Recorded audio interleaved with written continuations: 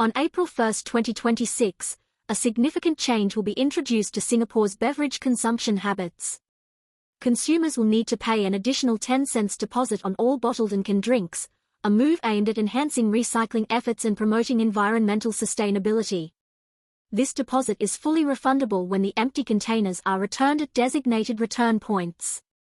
Initially scheduled to launch earlier, the scheme has been postponed by a year, a decision made following requests from beverage producers who needed more time to adapt to these upcoming changes. The National Environment Agency, or NEA, made this announcement on July 31, 2024. The Beverage Container Return Scheme, first revealed in September 2022, covers a wide range of beverage containers, including all plastic bottles and metal cans from 150 milliliters to 3 liters. The scheme will operate for 7 years, from April 1, 2026, to March 31, 2033, in alignment with the licensing period. This initiative is part of Singapore's broader strategy to reduce waste and foster a recycling culture among its population.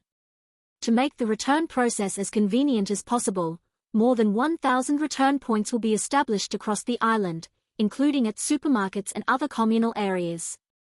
These points are designed to ensure that consumers can easily return their used containers, thereby boosting the recycling rate. The NEA has set an ambitious goal.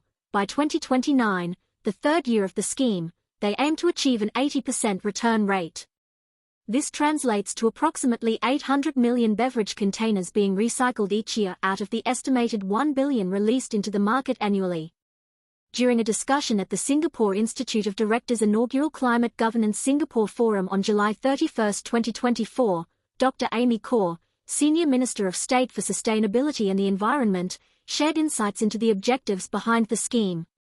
Dr. Khor emphasized that the initiative is not just about increasing recycling rates but also about cultivating a culture of sustainability.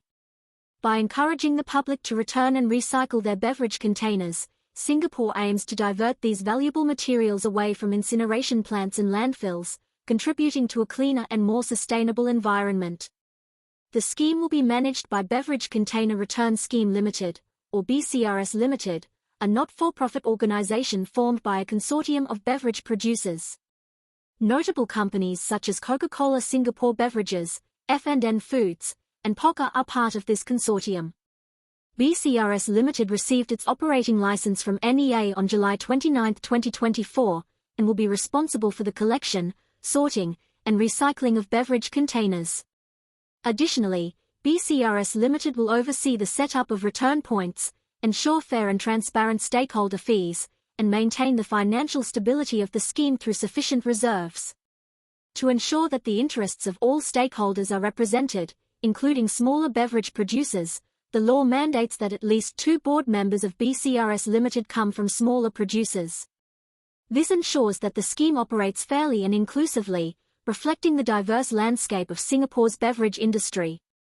The decision to delay the scheme's launch was not taken lightly.